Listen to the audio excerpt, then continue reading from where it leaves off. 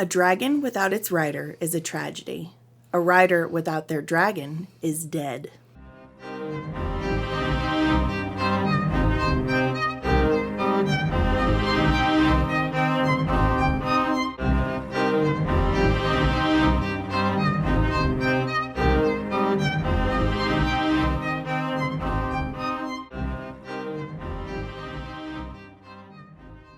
Dun, dun, dun. Boo. Greetings. Hello. Listener. This is the We Read Books podcast. This is a show where we read books and then we talk about them together. And we all have an excellent time. Endlessly laughing at each other. So many laughs. And hopefully you enjoy yourself. Yes. Oh. And that's Whit. And that's Mad. And we're your hosts for this flight. This flight on dragons. Dragonback. That's a term from House of the Dragon, but... Flying dragon back? Yeah, flying Nice. on Dragonback, yeah. Makes sense. Makes sense. Yep. I love that show is so good.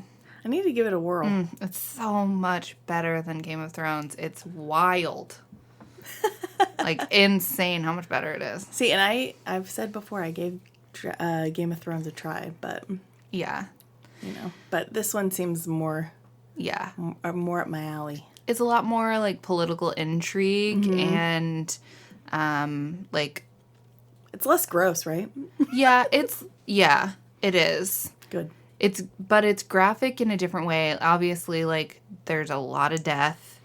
The first episode, it's graphic, but they cut out most of the worst part. Good deal. It's very harrowing, but Yeah. it's what kind of jumps off the conflict. It's gonna sound bad, but like the violence doesn't really bother me. It's more the Like graphic sexual Yeah, content. yeah. Because a lot of it in Game of Thrones is not consensual also, which is that too.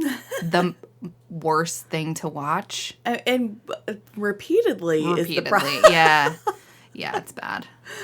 Which, I don't know. I haven't read Game of Thrones all the way through in a while. The last time I read through it, I just read through one character's POV all the way through. Mm-hmm. It was very interesting, and I have only done Daenerys. Did you have to kind of like follow an outline like online to figure out how to only read that person's point of view like throughout the series? No, because all of the chapters are just named who they are. Oh, okay. Nice. Very easy. So in my Audible, I would just like click on a Daenerys chapter, listen to it, and when the next one would start, I would just find the next Daenerys chapter. That's really cool. Yeah. That's a really neat way to, I don't know, follow the story, like the things that you're not privy to at all, and, Yeah. That's cool. It would be an interesting way to read it like that the first time you read it. Yeah. It would be really... If you went character by character Yes. and learned a little more each time. I That would wonder be which so order wild. would make the most sense. Like which character to start with and then to follow with and which one to end with. Like, Yeah. so that you get the right like reveals and such. I wonder how that would work. I personally feel like you want to start with like the big three. You would do maybe Daenerys, Jon, and then Tyrion because they're all in different areas throughout most of the series. Yeah. So you're not like missing out on a full other area because you have like Daenerys over in the east on a whole nother continent. Jon's in the north. Tyrion is at King's Landing, like where the throne is. Yeah. So you have like your whole cross section there. I feel like starting maybe doing Daenerys and then Jon and then Tyrion would make sense. Nice. And then on to your other characters as well. But Very cool. I don't know. I would be interested if anybody's ever done that. Yeah. Honestly, obviously I can't. I've read the series. But it would be interesting to see someone read the whole series that way the first time and see how it feels. Yeah. That would be really cool. Yeah. If it like skews your perception of a character or makes your favorite character different than what it would have been. Yeah. If I ever decide to read them, maybe I'll do that just for our own, curiosity. Our own experiment. Yes. That would be really, really interesting. Yeah. Well, I know that you're probably like, oh, they're talking about Game of Thrones today. Unfortunately, we are not. We are not. No. But before we get into it, if you would like to let us know if you've read it this way that we just came up with. I imagine that you haven't, or if you want to try it, let us know. You can reach us on Instagram and TikTok at We Read Books Pod. That's right. But, yeah. It would be so awesome if someone just, like, sent us a DM and like, yeah, I did it like this, and it was blah, blah, blah. Right. Like, whoa. Here we are sitting here like, oh, we just came up with this? No, I already did it, and it was great. Let us know. All right, hey, this week we are making another visit to Book Talk. Oh, precious Book Talk. It is like the wild, wild west over there. So we are going to be doing Fourth Wing by Rebecca Yarros. Heyo. Whoop, whoop. This book is insanely popular. Very much. It's like a forest fire in popularity. Truly. The insanity around it is wild. Yeah. So, we had to dip our toes in. Weirdly, we are recording this close to the anniversary of the release date. How do we always do this? It's fortuitous. It's destiny. We meant to do this. Hello. Yeah, this was fully planned.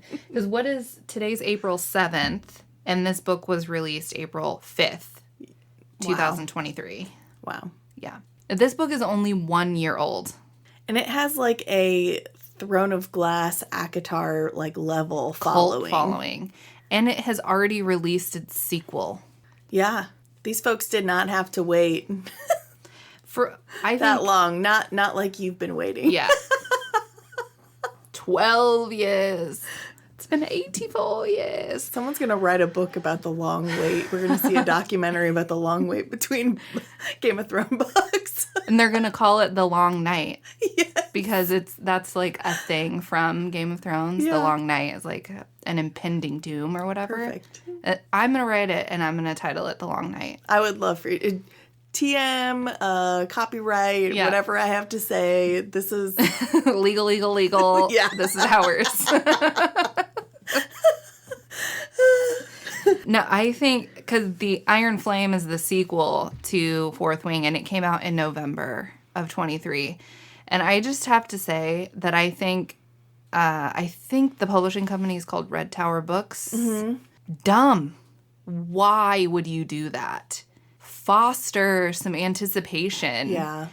Get more, our stats that I just looked up say that they've sold more than 2 million copies of Fourth Wing, which is nothing to bat an eye at. That is a lot. Yeah. But think of how many more copies you could have sold of just Fourth Wing if they would have even waited until right now to release Iron Flame or announce Iron Flame on the anniversary of Fourth Wing and then release it 6 months later. Maybe they thought they would get in on those Christmas gift numbers. Christmas shopping numbers. That probably does have something to do with it, but it's just such a bad move from a business standpoint, I think, and also from a book quality standpoint. You cannot convince me that a book written in less than a year is edited to the top tier. I guess, but we don't know whether, well, I guess I don't know. I don't know if you know. But perhaps they were both written and edited far ahead of their release dates. And that is entirely just plain devil's plausible. Advocate. I'm not saying that you're wrong, but it's fully plausible. But yeah, I think that there silly. are good benchmarks. And then again, there are people out there that are like, well, I don't want to read the first one until there's more to read. I don't want to be left on a cliffhanger. So, maybe they're trying to satisfy that a little bit. But I do think a solid schedule of after a year you're going to get, or after a year and a half you're going to get every book or whatever. Yeah. But maybe they were already done. and then... Because I think there's this book series, I think I've mentioned it a couple times, Harley Merlin. Mm-hmm. There's a boatload in the series anyway. And it's like, yeah, there's like a couple books released, I think within the same year, like each time. And I don't know if it was just because they were like sitting on them so long and they just thought, well, we'll give readers more of a reason to, you know, because we already have so many books. Like, but yeah, I don't, at the same time, I'd totally see it's like, you know, take your time, make sure that it's edited. Maybe not that you need fan influence to affect the writing at all, but just kind of see reception. I don't know. I just feel like they're not letting it breathe the way it needs to, and rushing, and they had tons of problems with the Iron Flame release. There were tons of like problems with the physical books having like all kinds of typos, or it came with an Iron Flame cover, but it was actually Fourth Wing, and misprints and blah, like tons and tons of problems. Oh, well then yes, they should have waited till they were ready. See, like I said, I didn't know how prepared they were. Clearly they were not. Yeah, and it takes a good, that's why you usually announce like the title of the book at least 6 months before the date of release, because it takes so long to get everything ready. Yeah. Even once it's gone through all of its editing phases. So I don't know. And it's entirely possible that she did write both manuscripts before selling them. That makes sense. But clearly the publishers were not ready. Yeah, the publishers either weren't ready or just simply didn't think they needed to take the time. Yeah, I don't know. I didn't know that they came out so soon. I thought Fourth Wing had been out for a while and it had just blown up. Yeah. But when I saw it was from April to November and both books had been released, I was like, wow. What do you mean? Both of them are well over 600 pages too. Yeah. That is a lot of editing. Yes. And honestly... Well, clearly they didn't do it very well in the second one, because if there were a bunch of typos and stuff. Yeah. Especially when because she used either Gaelic or Gallic, which are two different things. Yeah. Gaelic is Irish. Right. And Scots Gaelic is Scottish. So it's like when you're also referring to a culture that is different than yours, you know, you want to do the proper due diligence. Yeah. And that takes time.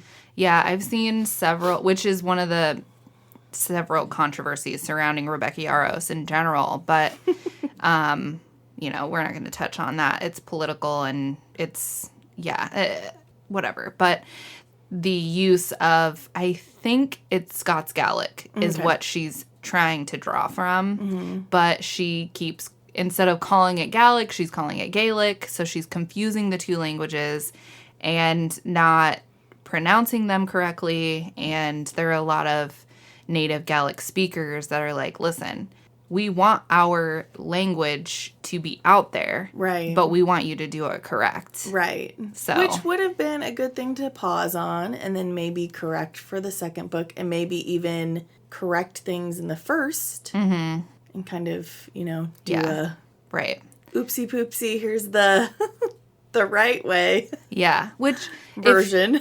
Which is another thing that they could have corrected. They could have released a second edition of Fourth Wing with those corrections. Yeah. I mean, Tolkien did it with The Hobbit. Yeah. After he wrote Lord of the Rings. He was like, I want these to tie together better. And so he rewrote The Hobbit. Yeah. You can do that. If they would have let Fourth Wing breathe without releasing Iron Flame so soon, they could have made necessary corrections. She could have been like, yo, my bad. I should have researched the language and culture I'm drawing from more, and her editors should have caught it. Right. And then we could have second edition of Fourth Wing. People could have been like, okay, thank you for doing that. Yeah. And then we can move on. And, you know, smooth sailing for the following books rather than, like, more of the same issues or whatever. Right. There may be. So, But anyway, so that's the discourse on the novel itself. And the third one's coming out at the beginning of 2025. Is that correct? Okay. It is, the title was released as Onyx Storm. Oh. So. Ooh. Ooh. And I will say, I'm about halfway through Iron Flame. And I haven't started Iron Flame yet. Not gonna lie, struggle for me. Ooh. But I did look up how it ends.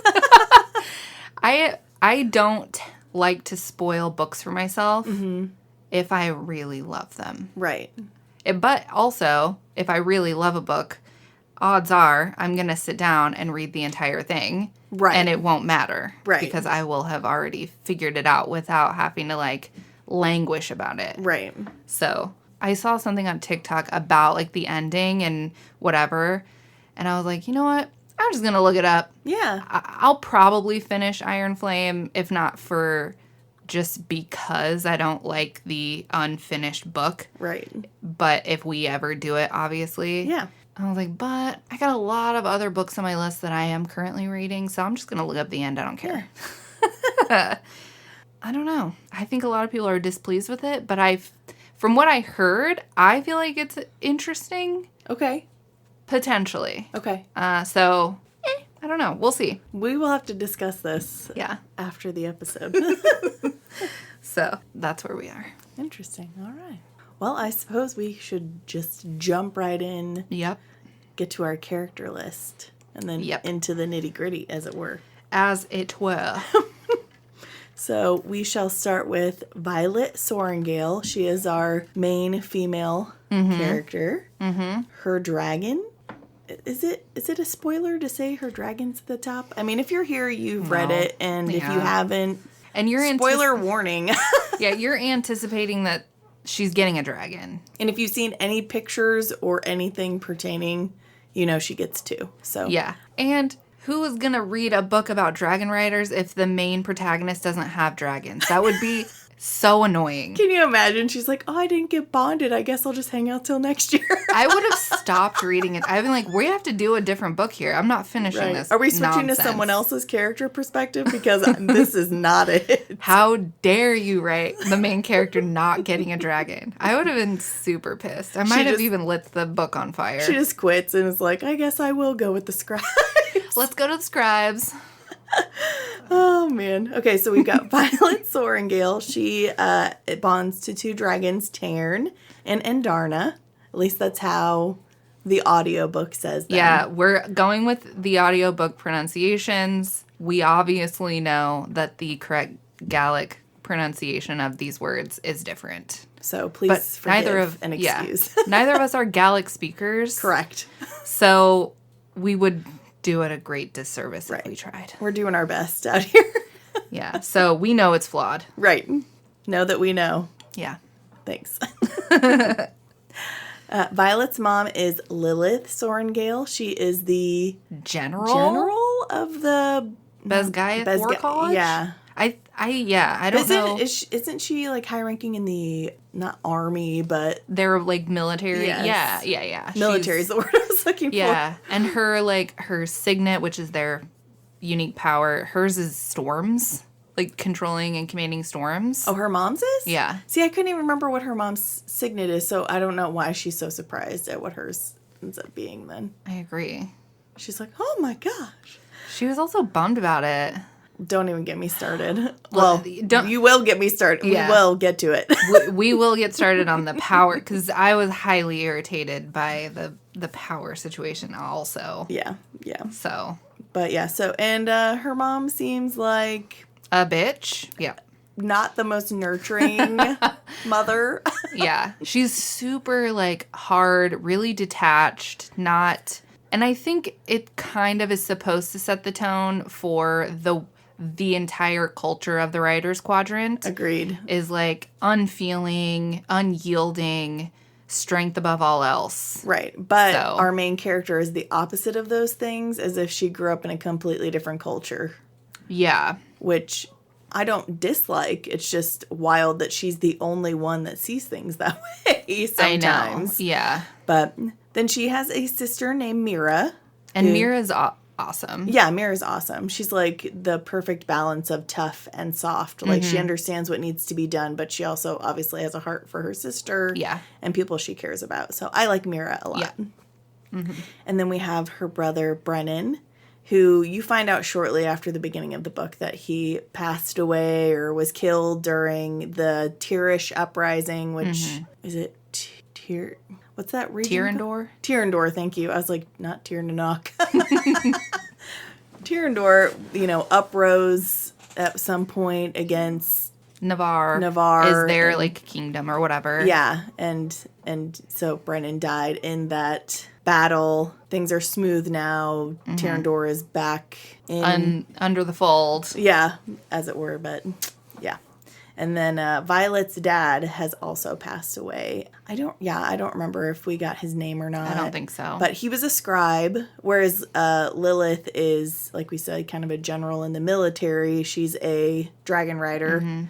As were Brennan and Mira. Correct. And Brennan's power was that he was a mender, which is different than a healer. Right. And Mira's power is shielding. She can like create wards or extend the wards. Around like areas or whatever. Right. But yeah, her dad was a scribe. That was partially why, they thought Violet would be a scribe. She's like trained her whole life to be a scribe. Because she's super smart and all that. We'll get into that a little bit more. But he also has passed. They kind of made it seem like heart problems, but ones that were like exacerbated by the death of Brennan, which is very sad. Yeah, really sad. Because I think Brennan died like 6 years prior to these events, and her dad died like 2 years later. Something like that. Yeah. Yeah. Because, I think the uprising was about 6-ish years ago. So, yep, you are right on the money with that.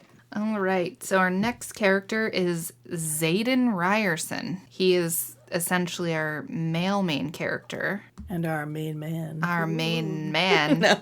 He's Mr. Tall, Dark, and Handsome. Yes. He is the son of Fen Ryerson, who was essentially the leader of the rebellion 6 years prior. And his dad was killed by Violet's mom.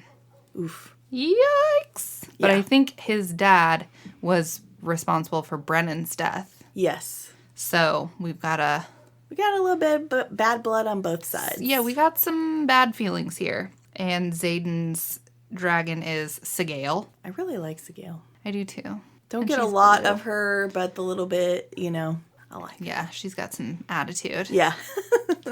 And Xaden's signet is actually shadows. Yeah, he can wield shadows, which Sure. Why not? Which really lends to the dark and handsome thing, We got ourselves another shadow daddy. Right.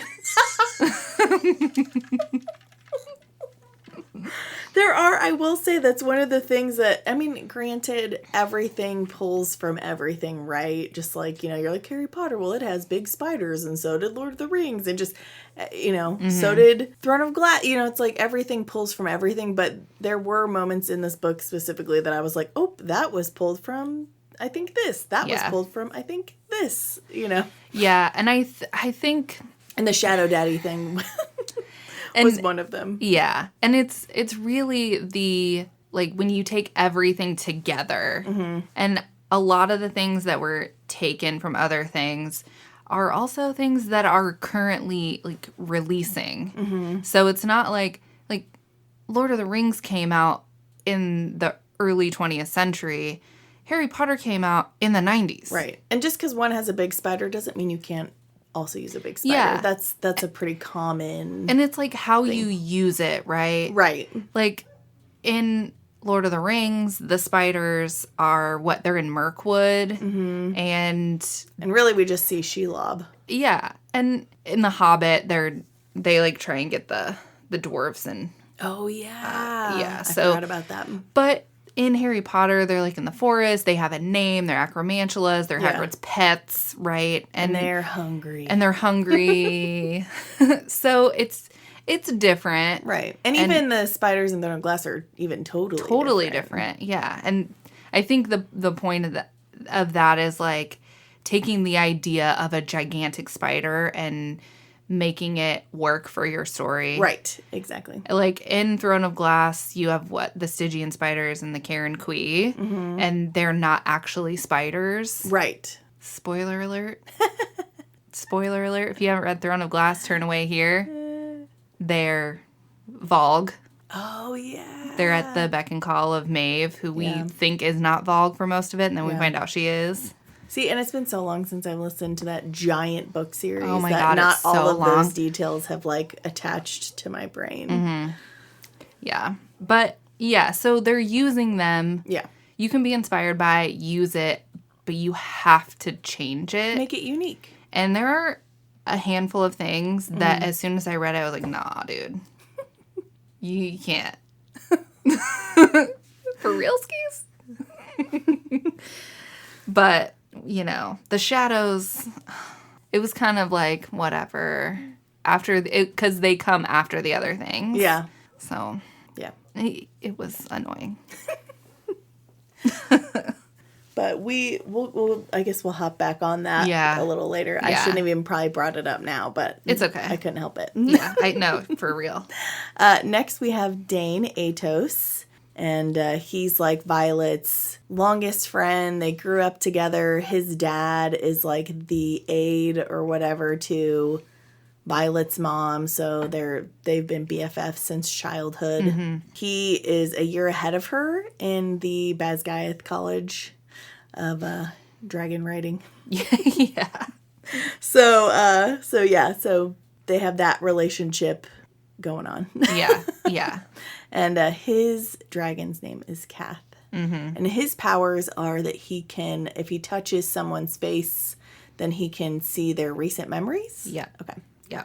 Or memory recall or whatever. I don't think you can see any memory, or can you? I think, well... I thought it was recent, but then I'm wondering if it's just any. Surely it couldn't be any. I think it's just recent. Yeah, I think it's recent, but I think it also depends on maybe how close to the front of your mind that memory is. True. Because I feel like if it was any memory, then that would be too akin to being able to read minds, which is... Is a death sentence. That's a no. They don't want anyone with the power to be able to read minds. Mm-hmm. Which, if you trusted your people and your warriors, like... Wouldn't you really want that? Wouldn't you really want that? But I guess if you yourself are keeping huge secrets, then I guess you wouldn't. But true.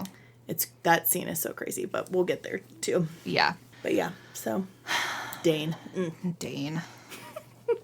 Next we have Rhiannon. Rhiannon is basically Violet's best friend. Yeah. They meet as they're like basically entering on conscription day, and they kind of help each other throughout their first year to survive. Yeah. Because basically all you have to do in order to graduate at the end of 3 years is live. Basically, yeah. Yeah. So... they have each other's back. Right. And she got real lucky because there's some bloodthirsty folks up in this. Yeah. Like, business. Not even hiding it. They're just like, yeah, I'm coming for your neck. Right. Ooh. Yeah. It's very wild. It's contradicting to me that you want warriors, but you also are okay with them killing each other or, like, dying, I guess. Because they say that they're, like, weeding out the weak, but... Some of it, I think, is a little too aggressive in the weeding out the weak. I agree. It's very strange. Yeah. And he's a little further down the list, but in speaking of this, you know, one of our characters' names is Jack Barlow, and he is the embodiment of aggressive. Yeah. Bloodthirsty. Yeah. So Rhiannon, her dragon is Fierge, and her signet is summoning. So, like, something's over here, she can make it disappear and reappear in her hands. I would love that power. Yeah, that's sick. That's a good one. That's a good one.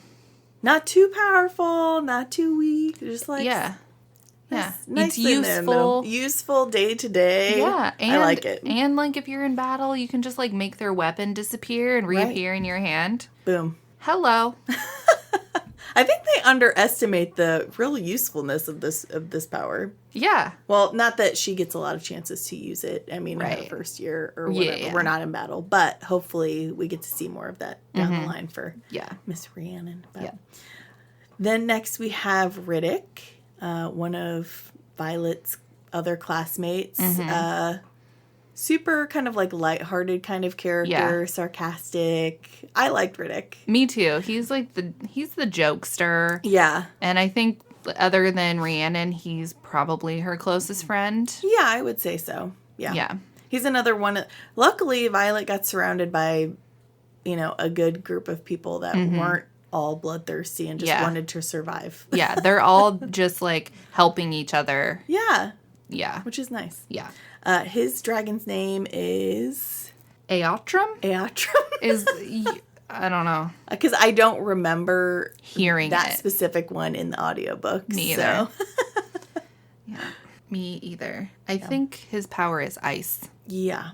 I think you're right. There are certain characters and details, even though I've read this book 1.5 times, I didn't fully get to finish it a second time before we started recording. But there are just certain details like that don't fully stand out or you don't get reminded of a few times. So yeah, that's true. They don't stick. I think there's like a fourth guy that's in their squad that's kind of in their friend group, Sawyer. I didn't add him, but he's the second year, right? He's in his second year, but he didn't get picked his first year for the dragon. So he has to repeat the first year, essentially. Right. Which stinks, but I think it's cool that they let them continue. They're not like, you suck, you didn't get picked, death to you. Right. Yeah.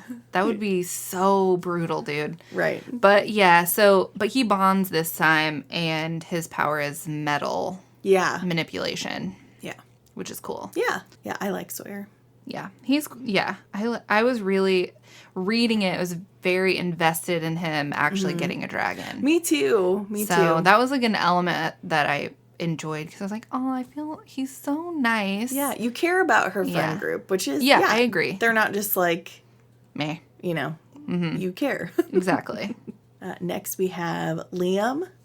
And his dragon is Day. Liam's awesome. Liam is so awesome. He carves little versions of everyone's dragons, and I don't know. He's also kind of, he's not funny like Riddick, but he has his own wit and stuff. Which I really enjoy his parts. He's good friends with basically foster brothers to Xaden. Yep. And he is also a marked one. He also has, I forget what they call the thing. The relic. The relic, thank you. For being the child of a... Rebeller. Yeah, rebel. A rebeller. A rebel. I know, why are words... Everybody listening is like, Whitney can never find the word she's looking for. And you're right. They only come to me when I'm in, mundane conversation. I'm like, oh, yes, I said exactly what I wanted to say. That was... smooth and easy, and then when I'm actually trying to say something in an eloquent way, the words just completely escape my brain. So they just jump out my ears and go, Geronimo, and just leave me hanging. I get it. I don't know what. Oh, I remember what Liam's power is. He can see long far. distances. Yeah. Also a good power. That's a super good power as well. It probably feels a little more lame than the others, though. Probably. And I mean, and when you're learning to control that power, I can't even imagine the things you might accidentally see. Yeah. Oop. I don't know that.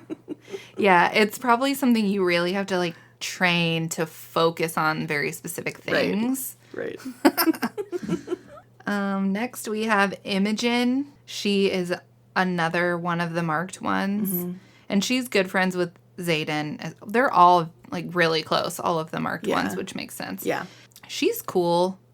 And at first she's a little bit one of those bloodthirsty she wanting to weed, not necessarily, her goal isn't necessarily weed out the weak. I think hers is more geared towards Violet. Violet specifically, yes. But she chills out after Violet gets a dragon, and she's like, okay, respect. Yeah, right. And that's all it took. It was like, oh. Yeah. Okay. And Imogen's dragon is Glane.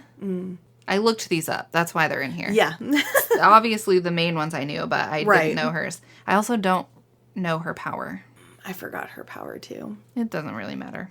But yeah, there's others within the group, but these are the main important ones. Yeah, these spend the most time on page. Yeah. And we already talked about Jack. He gets a dragon, but I think his dragon's name is like Gade or Bade. I forget his dragon's name. Either way. How he gets bonded, I have no idea. After the crap he pulls, I don't know how any dragons like. Yeah. Yeah. Oh. But they did say, I remember a part where they are talking about how usually the strength of the rider and the strength of the dragon match. Yeah, and they did say, his dragon is small. Oh yeah, his dragon is small. But they also said like the attitude of his dragon is kind of like ruthless and stuff like this. So it sort of matches Jack in that way too. Mm-hmm. But yeah, he gets a little disrespect after his dragon's like on the smaller side, which is hilarious. Jack. Take that, Jack. Get a small little lizard. Look at that lizard. I'd probably take any size dragon, but I agree. But because it's Jack, we'll make fun of him. So yeah. All right, now we're into our plot points. So we've kind of decided to maybe gloss over a fair bit. Yeah, so it might feel like we're just reading and breezing through. In some parts, we probably will. But yeah. I think essentially, though, we really just have a few, like, main points that we're going to focus on instead of, like, whenever we do, like, others doing a full end-to-end. Yeah, we'll stop after every, like, hey, this is what happened. Okay, let's talk about it. This is what happened. Let's talk about it. It's like, we won't do that as much. Yeah, because this book is really long, and it's oddly paced. I mean, I don't know. I feel like there's always something going on, but we're flipping back and forth between like personal and school, back and forth. So I can see where it might feel a little disjointed in that regard. Yeah, the pacing just feels kind of off. I don't know. I think it has to do with like the style of the writing itself. And, like, the cares of the characters not really lining up with the environment that they're living in. Yeah. So I think that's why it feels oddly paced. Like, if this was YA, I feel like the pacing might feel appropriate. Because as a young adult, if you're in your teens, the things in between the big events make sense for you to be wrapped up in. But when you're an adult, it feels like those in-between moments, it would be more serious. Yeah. And you wouldn't necessarily be worried about those seemingly menial things in the situation that you're in. So I think that's why the pacing feels off. Yeah. Because I feel like this writing should be YA. Yeah, some of the characters read younger than they are. Not to say that I was, like, fully developed and mature in my early 20s, like, probably far from it. But definitely more so than my teens. Yeah, and I think when you're thinking of, like, how we are in our early 20s in the world we live in, it's a product of the society around us. Right. We do not fear for our lives on a day-to-day basis. Right. Like, it's pretty cut and dry to stay alive every day. So you don't really think about that when you're waking up going to work. Right. When you're 20 years old going to class or whatever else. Right.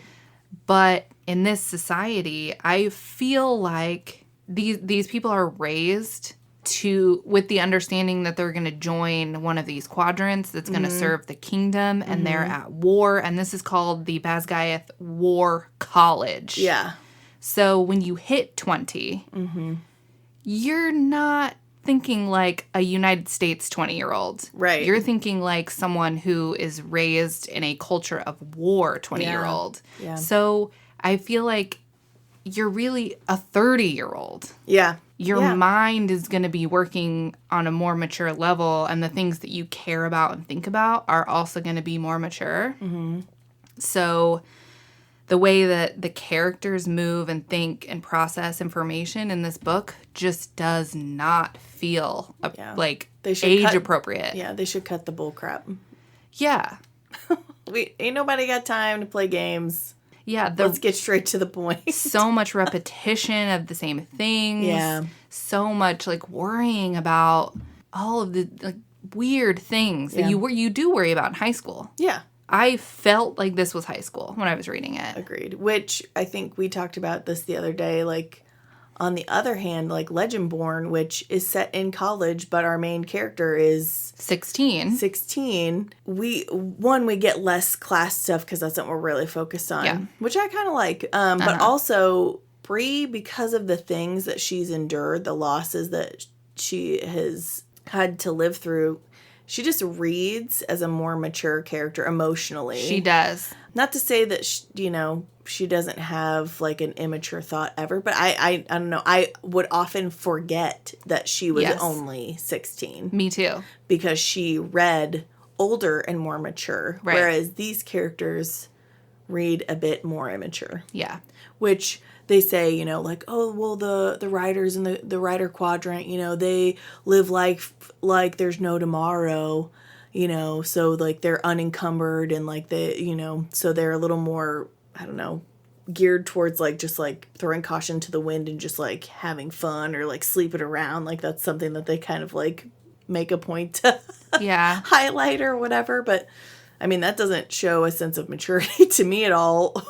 Yeah. Just being like, well, I could die tomorrow, so I'm just going to, like, get it on, Yeah. And that would be fine. But that just doesn't really fit any of the... None of the characters really do that. Yeah. Most of them have, like, a person. They're just not willing to call it a relationship because the possibility of dying is so high. Right. But, yeah, it just felt to me, as I was reading it, especially at the beginning, I was like, this was originally a YA. Yeah, it does definitely feel, long story short or whatever, it does feel much younger. Yeah. Other than the explicit sex. Yeah, that's my theory, is that it was originally YA, and there was no sex, and then either Rebecca Yarros herself noticed that the spicy books are more popular, or the editor noticed, and they aged them up and added the sex. Yeah. But in the aging them up process, they simply just changed their ages instead of rewriting the way that they move through the story. Right. So. Interesting. I don't know. That's my theory, because it reads more YA than Legendborn. Yeah. Legendborn, I know is YA, but when I read it, I don't feel like I'm reading YA And somehow. I didn't feel like it was missing anything that it didn't have sex in it. Legendborn? Well, I didn't feel like it was lacking in any way, shape, or form. I agree. I don't. And this story almost would have been not necessarily better, but, like, I just think that was more of, like, a distraction than anything. Yeah. From the story. Yeah. As it were. It's like just because it almost seems like the tone of the book changes when we get into those moments. Right. In a way. I don't agree. know. And maybe that could just be me. I am mostly indifferent to sex scenes in books. If it's there, it's there. Right. I'm fine with it. If it's well written, that's awesome. As long as I'm not a romantic book reader. I don't pursue reading strictly romance books. I just prefer fantasy in general. But if there is, like, a romantic subplot, like, that's great. Yeah. Everyone loves a love story at the end of the day. So that's awesome. But I want it to be not a hindrance to the main plot. Yeah. And I don't want it to overtake the main plot. Right. I don't want Violet on her dragon fighting people and then thinking, gosh, his lips are so kissable. I would really just love Xaden shirtless right now. Right.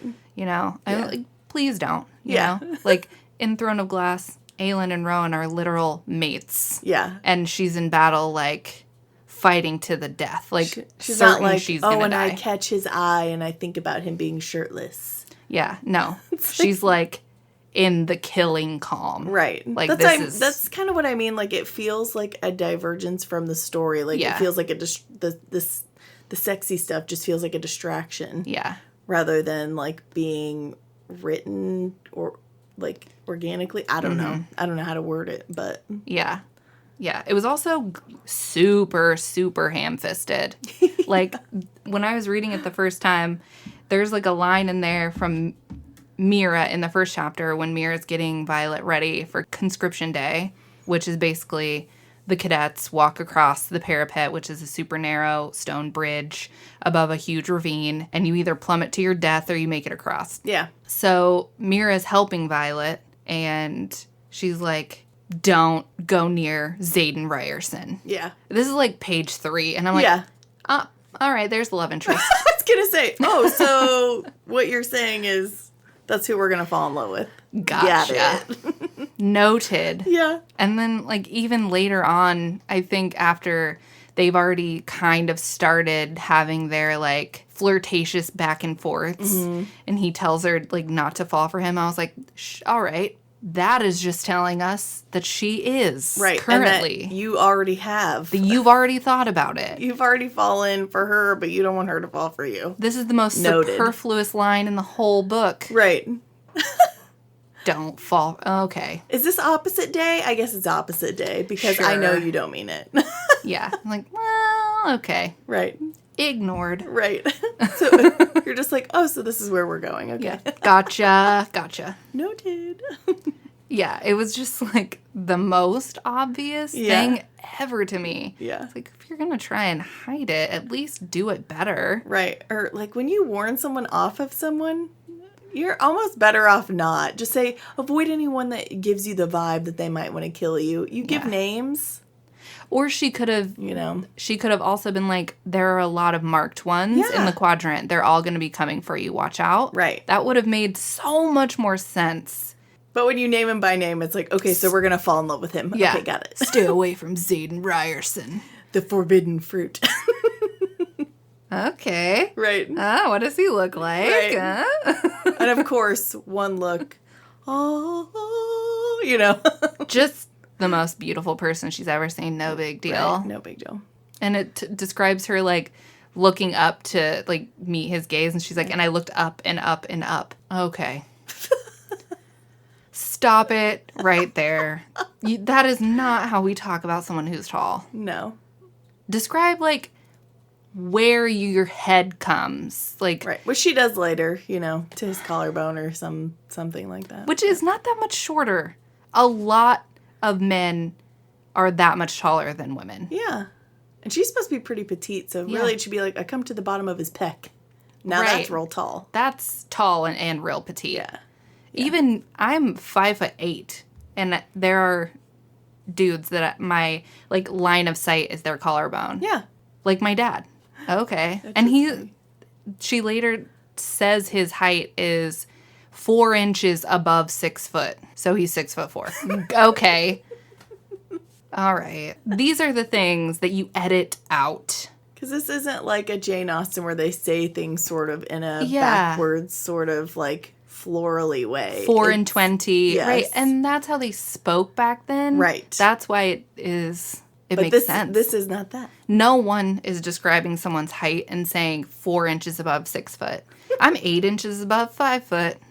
I'm 4 inches above 5 foot. What are you going to do about it? I appreciate whenever people are concise in their writing. Mm-hmm. And this is so the opposite of being concise. Like 4 inches above 6 foot is so unnecessary to say. 6'4". Easy peasy. Yeah. Or just say he's tall. Yeah. So tall. Why do you need to know his He's measurements? so much taller than Are you me. going to buy him pants? You Right. don't need to know.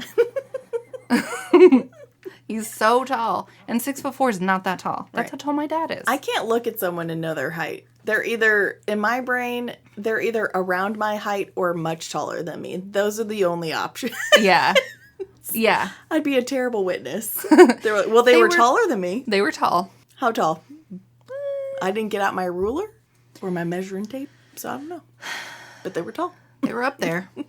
Oh, gosh. But yeah, so the love interest was glaringly obvious from the jump. Right. But Mira is just trying to help. Right. I was going to say, I guess this is a good place to start because this is where the book starts, you know? Yeah, that's essentially the beginning is Mira trying to help Violet. Right. After yelling at her mom for like, why are you putting her in the writer's quadrant? Are you crazy? Because as we said before, Violet was supposed to be a scribe. But then after her dad died, her mom was like, oh, no. No child of mine. You're a Sorengale. You're going into the writer's quadrant. Even though, like, so they never say specifically what, like, they don't name Violet's condition. But they do say that her mom was, like, very ill while pregnant with Violet. She had, like, a bad fever or whatever. And so Violet was born, you know, very petite. Her bones and joints are kind of weak. Yeah. They also they mention throughout the book often that she's in pain constantly. Yeah. Which I'm not sure what causes the pain other than it's just like if she's bumped something or, you know, I don't know if it's just like she's like kind of like MS maybe, like where you're just always kind of like in pain, like your nerves are like battling against you kind of thing. But they never name what she's going through, but they make a point to say that, you know, well, they go back and forth where she's like, I'm not weak, I'm not fragile. But then she'll be like, well, but because of how I was born, I'm weak and fragile. So we kind of have these like competing things. It's like what her physical limitations could be versus like how she wants to be stronger or, you know. And she fights against things that would help give her an advantage. It doesn't mean that she's weak. It just means that you're thinking past your physical problem. So you're working with what your body can do. Yeah. Yeah. I actually looked this up the other day, and it doesn't ever name her condition, but people have kind of figured out that it's something called Ehlers-Danlos syndrome. Okay. EDS. Apparently, Rebecca Yarros has this syndrome. Oh, okay. So it's a chronic condition that affects the body's connective tissues.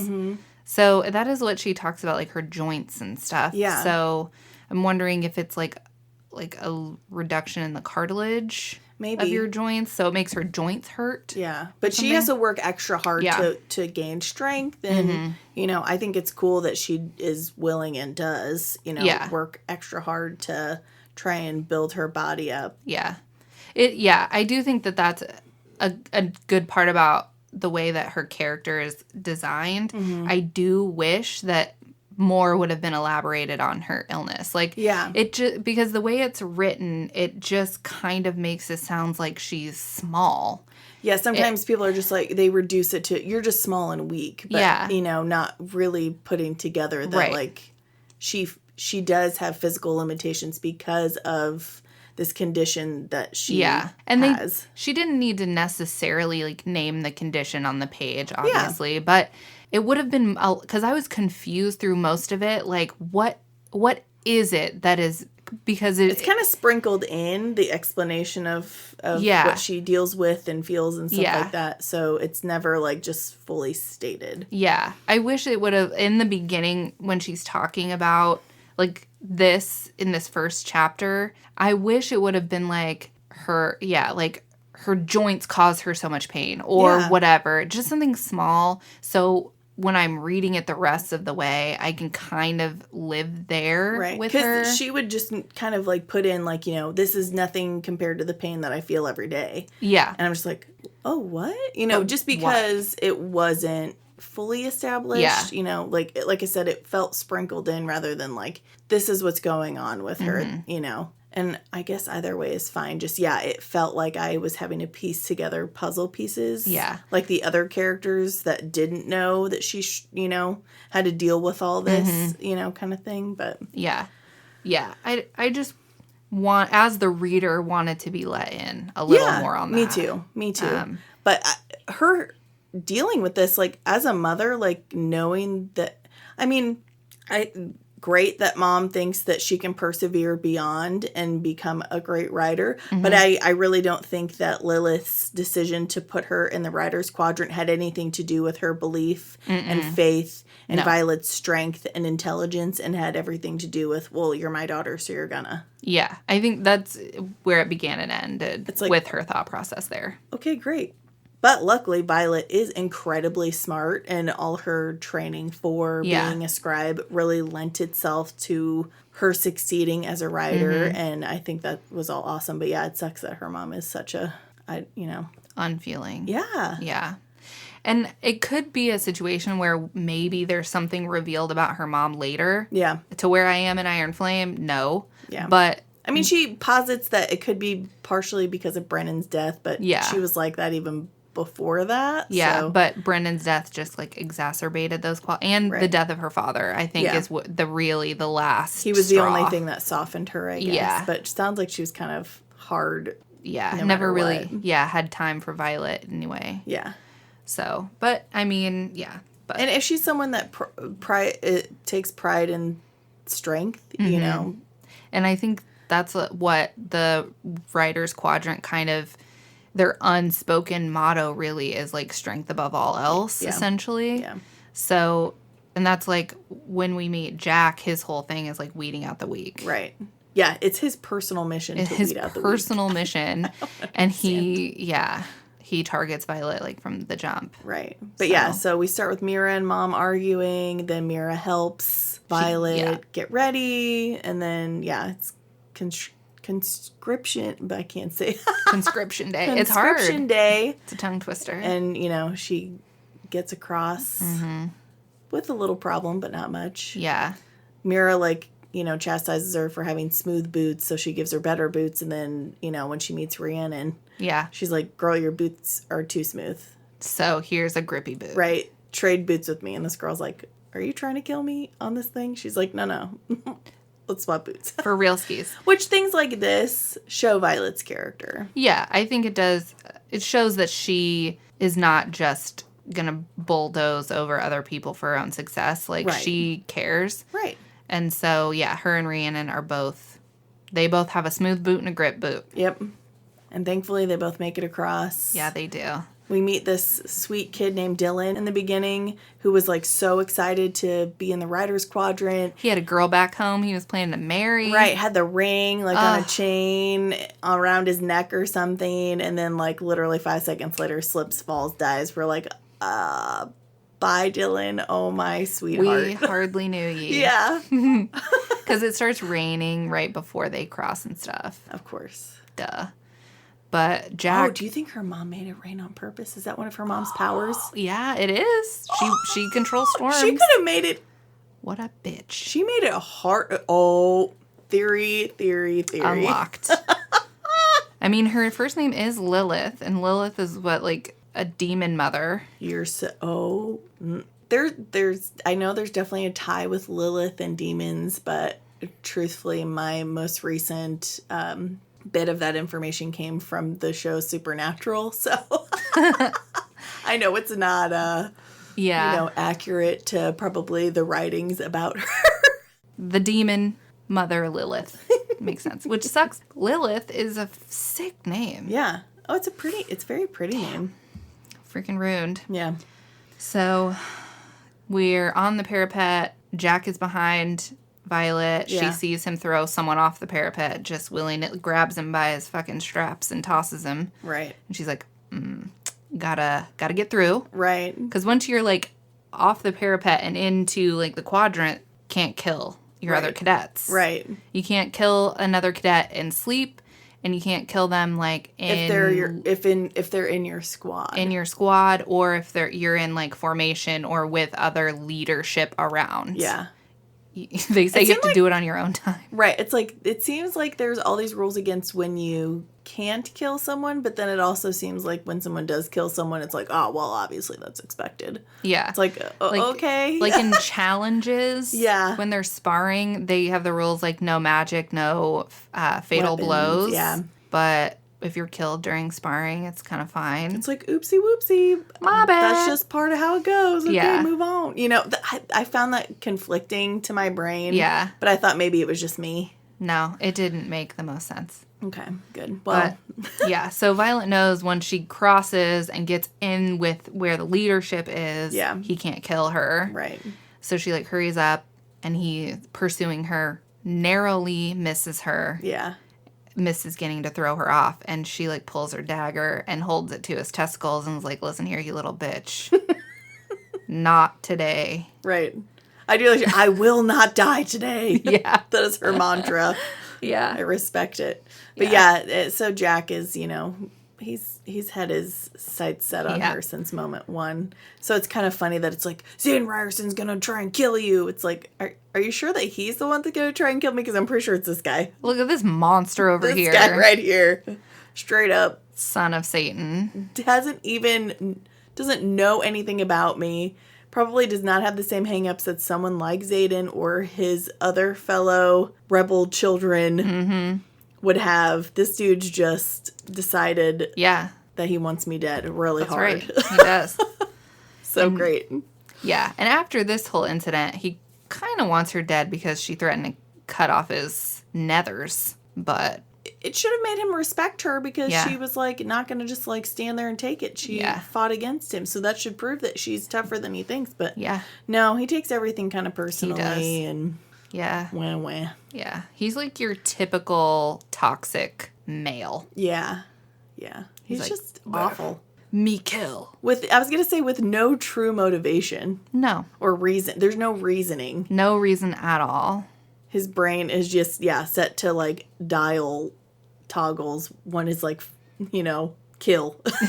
Yeah. And the other one is sleep. Yeah. But she gets across, and her sister tells her, when you get across, find Dane. He'll help you through this whole thing. Because, you've trained to be a scribe, and now you got to do this dragon thing because mom. So, yeah. Find Dane, he'll help you. Yeah, and Rhiannon made it across, so that's cool. Yep. It turns out 67 people died crossing parapet. Yipes. Whoop, that's a lot. Yep. So they're all being placed like in formation at this point. So this is kind of where it's like orientation kind of. Yeah. They're all standing there. The leadership is in front of them like, this is what's up. I envision it kind of happening how orientation for law school went. It's one of, like, the funny things that they always tell you about law school is on your first day, the dean will stand in front of the incoming class and, like, give a speech. Mm-hmm. And part of it is always, like, look to your left and look to your right. Odds are those people are not going to be with you when you graduate. Yeah. I think they even do that in, like, Legally Blonde. I think so. It's, like, a real thing. Yeah. Wow. So that's what this made me think of. Yeah. So, but the wing leaders and their dragons are all, like, lined up, waiting for them, like, kind of to intimidate a little. That's a cool, like, visual moment in your brain. I agree. Your brain movie, seeing all the dragons, like, lined show up. Cool. Yeah, because they'll, like, swoop in together. Right. Kind of crushing the wall that they're standing on a little bit. I'm like, man, they must have, like, masonry folks, like, on speed dial. Yeah. They're like, listen. Hey, we got to fix the wall. The dragons, It's conscription it with day. Their talons again, so. Yeah. They were showing off a little bit. They were flipping their tails around, so.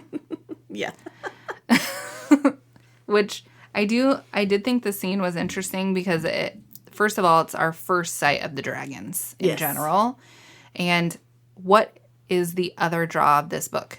Nothing except the dragons. Truly. The only reason I was even remotely interested in this book is the dragons. Yeah. Let's all be honest. Yeah. So, very cool.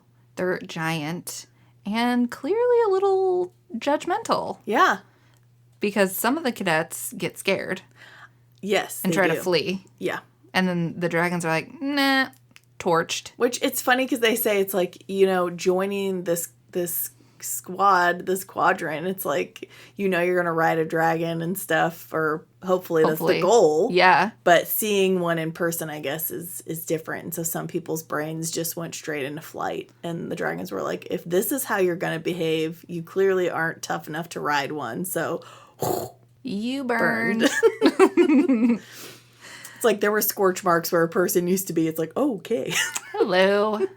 I mean, I guess it probably is similar to like big cats, Mm-hmm. Like you see a tiger from a distance and you're like, oh, look at a little kitty. Yeah. But if it's in your face with nothing separating you from those teeths. I still think that's different than like, hey, that's a bonded dragon to a rider. True. You know, we're all on the same side rather than Right. ooh, I have a wild tiger in front of me. Just like in the wild. Like, but that's how they reacted, as if this dragon just popped in front of them with the intention of eating them. These dragons have any intention of eating these people. Right. So, and if you just stand there and watch them, right, you're fine. You're fine. You're not going to get torched unless you try and make a run for it. Yeah, but no. Eh. So some of them, you know. Yep. Sorry. Yeah. So Violet finds Dane, and he helps her like wrap her, because I think she hurts herself. Yeah. You know, so she discreetly wraps her, because any weakness, someone's gonna see you as like, you know, you're gonna you're gonna hold them back, hold them all back. So you know, people will kill you for being a hindrance to the wing, or whatever. So she has to be discreet when she has to like kind of bandage herself up and whatnot. But she gets put in Dane's squad or whatever. But then their squad all gets moved under Xaden's leadership. I actually had to look up a diagram, because listening to this book 1.5 times, I still did not understand the different squads, like first wing, second wing, third wing, fourth wing, flame or claw or tail. You know, I don't understand. So I had to look up a diagram someone wonderfully made on Reddit, which maybe I'll share that on our Instagram. Yeah. So that, you know, others can, and I'll make sure to try and make sure that person's name is on there. But yeah, even looking at that, I was like, okay, I think I get it. But I'll have to look it up. I don't know how important it is to the story. It just sounded convoluted or complicated. I was like, I don't understand. I just know that this is the group that we hang out with, and that's all that matters. Yeah. So they're in Xaden. They're originally are in second wing. Yeah. And then Xaden's like pulling some strings, and they are now in his wing. Yeah. So Xaden is the wing leader of fourth wing. Correct. And Dane is a section leader. Mm-hmm. Yeah. So, the wing leader was my first beef. Yeah. Because obviously the witches in Throne of Glass. Yeah. So I was like, okay, let's see where you're pulling this from. And also when we first get Xaden's description, he has onyx eyes with gold flecks, which is also from the witches. Yeah. Because that is the mark of that's the pride of the Iron Teeth witches, is to have the onyx eyes with gold flecks. Yes. And then you have Manon, who's are all gold. Ooh, Manon. So I was like, oh, you can't. Are hers all gold because of like the Kraken connection? Or hers just because she's special? I think it's just because she's special, and because what a smoke show. Manon. She's my hands down favorite character in anything Sarah J. Maas. Yeah. For sure. And I've admitted this to you before. When I first started reading that book and they were like reading it, like it started out with these people, like, because we're several books in at this point, and I'm like hearing about this character I've never heard of. I'm like, why do I care? And then by the end, you're like, she is my favorite. Yeah. I know. I was questioning it, like her very first chapter, but her first chapter is so cool. It's so cool. In the cabin, and these men think that she's this defenseless woman, and they think she's a Kraken witch, and they're like not vicious like the Iron Teeth, and so they're gonna show her what's up. Yeah. Which there's an insinuation that their intention is very, very sinister, and Manon. And she shows them what's up. Manon's like, wrong type of witch. Yeah. And I was like, oh, this is the one, isn't it? So. But yes, that's where the similarities start. I was going to say this for later, but it's just bursting out of me. There's literally a line in the book, because at the beginning of each chapter, we get like a little bit of history or something out of Brennan's book that he wrote when Mira went into school and stuff like that. He literally says, you know, something about, you know, your allies and friends and stuff, and like sometimes you live long enough to become their villain. And I'm like, hello, Dark Knight, anybody? That was a straight ripoff. Like, you could have put it differently, but you know, but that one I was like, oh, Batman. Batman. Yeah. Everything always goes back to Batman. The wing leader thing, I was like, okay, you could have named this different in some way. Wings, dragons, fine. Right. I'll give you wing leader. And then later in the book, Why not wing boss? Sure. Yeah. Or just give them, like, an actual military rank. Right. Like, lieutenant of 4th Wing or whatever. Captain Of wing 4th captain. Yes. Yeah. Like, if it just... Wing leader is just not something that I've ever heard from any other piece of media until I read Throne of Glass. Yeah. And so, like, oof, okay. But then one of the competitions they have at the end is called the War Games. And that is what the Iron Teeth Witches do, and it involves capturing some shit from the other clans, and that's how you become wing leader. Mm-hmm. And it's called the War Games. And I was like, no. Just get a thesaurus and get yourself some different words. Yeah. And it would have been fine. Yeah. Both of them were basically variations on, like, capture the flag. Yeah. Which is whatever. Like, several, sure. But even Percy Jackson has, like, a strategic thing in it that's basically, like, capture the flag. Yeah, that's, I mean, you know, everybody understands kind of the gist of how something like that goes. Right. But I was just like, okay, wing leader, war games, capture the flag. Yeah. It was just wild to me. Too much for you to bear. Too much for me to bear. The Onyx Eyes sent me over the edge. And you're like, I just started this. Why are you making this so hard for me? Yeah. I was like, come on. Does he really have to have onyx eyes with gold flecks? She's relying on people like me who it's been a while since they've read the series, and so they don't remember those specific details and are just going to be like, oh, that's cool. Yeah. Yeah. That's probably what she's betting on, or because I can't imagine she doesn't know what she's pulling from. But there's no way that's coincidental. No, not at all. Not at all. So, any hoozle. Yeah. So in my brain, Xaden's eyes are green. So fair. That's all we're gonna say about that. She's like, they've been made green. They can have flecks of gold, I suppose. Sure. But they're not onyx. They're not onyx. Because you know what? He's not an Iron Teeth Witch. Right. If he was, he'd be a little cooler. Maybe he is. Plot twist.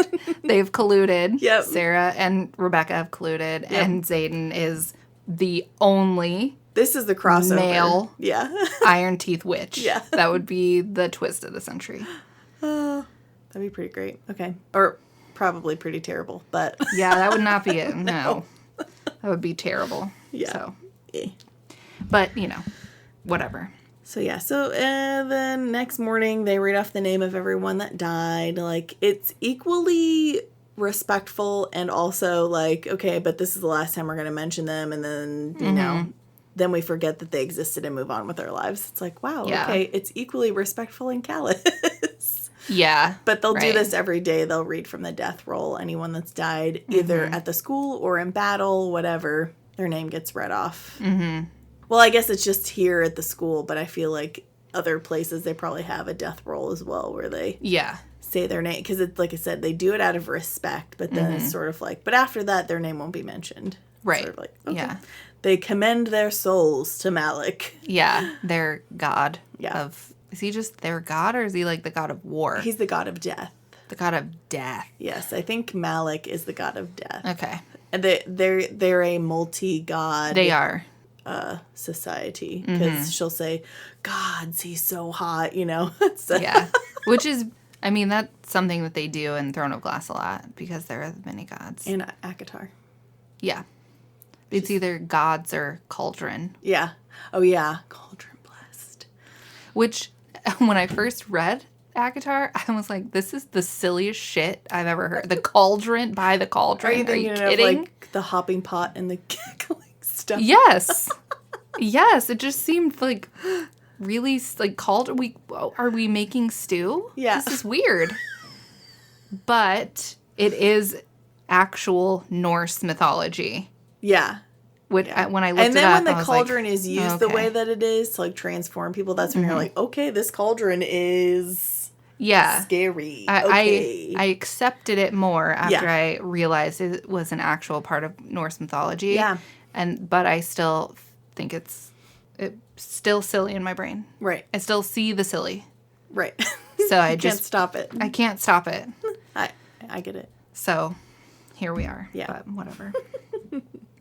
So we're at we just did the death roll. Yeah, we're in school. We're in school. We're having matches and challenges and whatnot and so forth. And, Jack's snapping other first year's necks just seemingly left and right. Yeah. Because, he just likes that type of thing. Like I said, he's got 2 switches. Yeah. Conscious and killing or asleep. Yeah, that's it. I'm convinced. Yeah. But Violet does have, I think her first sparring match, she gets hurt pretty severely because she won't tap. Yeah, out. it's against Imogen. Yeah, against Imogen. Because she wants to show that she's strong enough and not easily killed. Because she has a target on her back because of her mom. Everyone knows her name. Yeah, it's kind of weird. You would think that they wouldn't not want to mess with her, but I understand the people that have ties to the rebellion. Yeah, like Imogen having negative feelings towards her because her mom killed all their parents. Right. But just the regular students, you think they would have a little more respect, but they basically said when you're in school, none of that matters. But when you get out, then you'll get some respect for having a military mom. But until then, no, people don't care. So she fights with Imogen. She gets hurt. She goes to there's healers and menders, though it still seems like no matter what, you still have some healing and downtime. Like a mender, it's not as instantaneous as you would think. But healers basically kind of use herbs and medicines, and then a mender kind of magically can heal you. But they're not super common. Right. They're very rare. But even after she's mended, she still seems like she's healing. Yeah. And I don't know if that's just her or other people as well. I think she only has him heal the worst of it. I think a lot of the more superficial injuries, she has him leave. Yeah, because she doesn't, Yeah. Because it is special treatment if she gets to go get mended and everyone else just kind of gets a healer. So.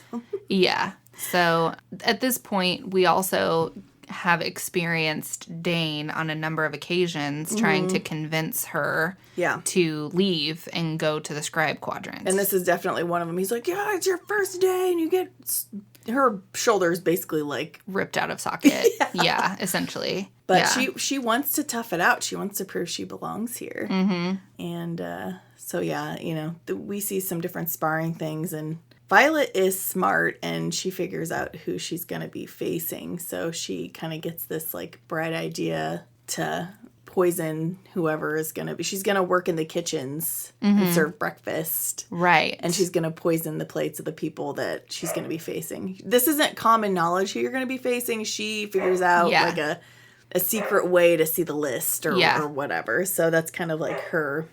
Yeah. her thing, and it works to her advantage, obviously. And she doesn't let anyone know that she knows who she's going to be going up against. No. So that is, strategic for real. Yeah, well, especially, like I said, she knows her physical limitations, so she's using her big brain. Yeah. To, survive. Yeah, and also, most people who enter the writer's quadrant have been training to do so for their whole lives. Right. And she's been training for the scribe quadrant. Right. So a lot of these, even without her illness. Yeah, her physical limitations. She's still way behind them in just general training knowledge. Right. So she's got to level the playing field. And she does. Respect. I think that, they any other writer would, they might see that as quote-unquote cheating, to make it through school, which, again, maybe a little, but at the same time, she hasn't had the prep time like everyone else. She was literally thrown to the wolves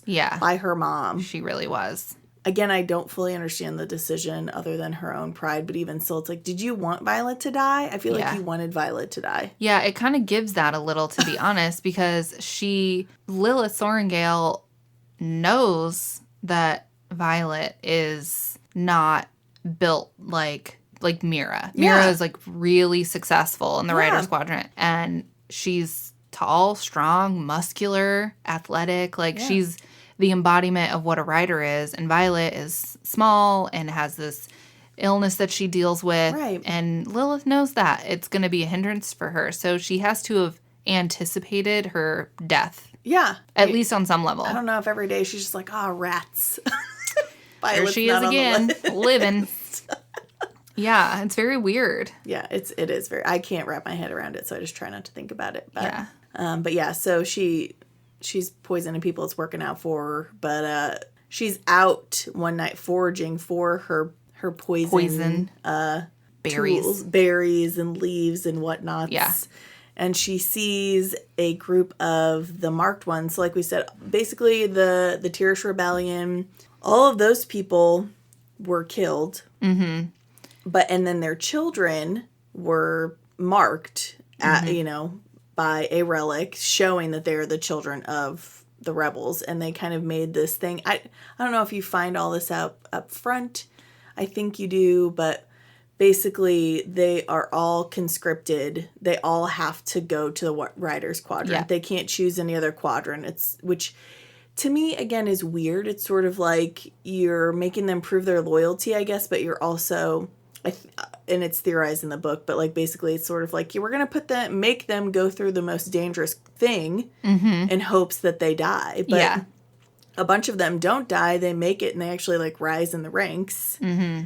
And it's sort of like, oh, well, if dragons they assume dragons wouldn't choose them if they're rebellious at heart, because dragons want to protect Navarre because that's part of their home and stuff. So they figure, oh, well, I guess if dragons choose marked ones, then they must be trustworthy, even though they still treat them as not trustworthy. Yeah. It's like nothing that these kids can do is going to really make people trust them. People still treat them like crap. They do. But they're still suspicious of them. So they're actually not allowed to gather in groups of larger than 3. Mm-hmm. And Violet's out gathering her supplies. And she sees a big group of marked ones just kind of gathered and talking. And Xaden, of course, is one of them. And Imogen. He's the oldest of them. Yes. Of all of the marked children. Yeah, he was the first that had to go through the Writer's Quadrant stuff, and then all the other ones are sort of like coming up now, because it's only been, like you said, 6 years since the rebellion. So. Yeah. But yeah, so she kind of overhears them because she sees them and she kind of hides, like, whoops. Yeah. And hears them over talking. Of course, all of them are like, so Xaden, when are you going to kill Sorengale? When are you going to kill Violet? And he's like, I'll handle her. Yeah, you guys leave her alone. Don't touch her. Yeah, just leave it to me. I got this. Yeah. And then they all leave, but then Xaden and his shadow powers, hang behind, and he's like, what's up, Violet? I see you. What's the haps? Right. Yeah. I know that you know what you saw, that we both know that you saw. Yeah. Exactly. And basically they agree that, she's not going to say anything. Yeah, pretty much. Yeah. And there's like they have their little exchange, and he leaves, and she's kind of standing there like, what is going on here? Mm-hmm. Like, I think this is kind of the first time she starts to think, like, isn't he supposed to want me dead? What is this? Yeah. And it's like a fleeting thought that she has in her mind. But he hasn't threatened her life directly. No, but throughout the entire book, it's just, I'm pretty sure that deep down somewhere he wants to kill me. Yeah, it's a really strange, to be honest. It was a really weird way to do that. Mm-hmm. But she does, like, catch him watching her sometimes. Yeah. But I feel like, I don't know. It's just a weird way to, like, repeatedly have her thinking, like, oh, he wants to kill me. Oh, he wants to kill me. Oh, he wants to kill me. Just simply because everyone else said that he should want to kill her or whatever. Mm-hmm. And I guess he kind of gives that vibe, at least at the beginning. Yeah, I think at the parapet, it kind of is an insinuation. Yeah. Like, when he sees her connected to the name Sorengale, he, like, the look in his eyes is like a look of hatred. Right. And he's like, why would I kill you when the parapet will do it for me? Right. But he's not actually threatening her. He's not Jack over here like, I'm going to kill you. Yeah. Yeah, right. Exactly. Like the psycho that he is. Yeah. It almost seems more like in that moment he's challenging her. Yeah. Yeah, but everyone around her's like, you know that guy wants to kill you. You know that guy that wants to kill you. You know that guy. It's like, okay, we get it. It's so odd. It almost, because it's clear that he's the male love interest. Right. It's not a spoiler. It's nothing. It's Right. wildly obvious that that's Right. the intent.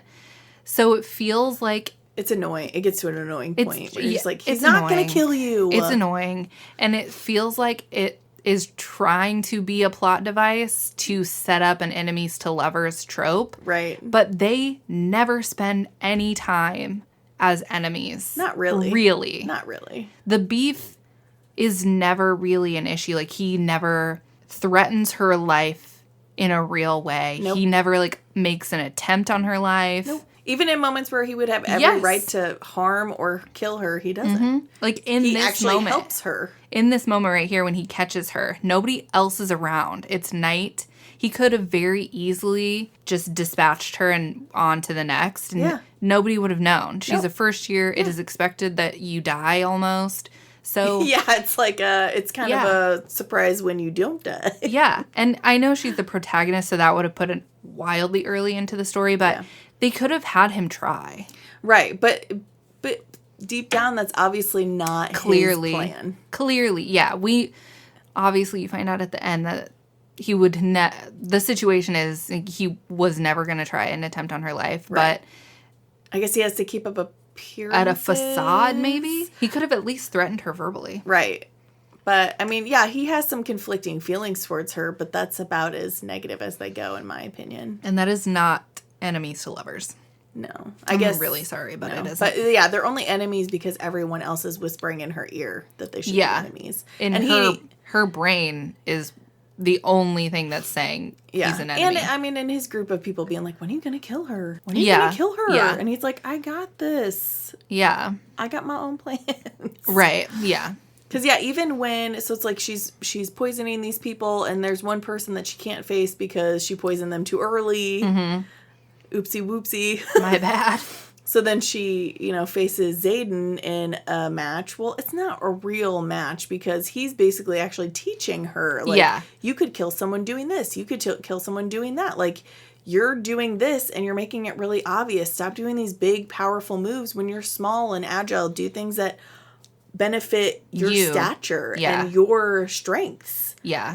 Like, he's helping her. He is. And kinda maybe flirting a little. Well, certainly laying on top of her for a while. Right. Which I was like, everyone is watching. I know. Like, you're just straight up laying on her? I will say it was so... I found it annoying to me, and I don't know why, but, like, when she was like, he's got his shirt off, and, like... just, like, straight thirsting. Yeah, I was like, calm down. Yeah. Okay? Just calm down. Yeah. Yeah.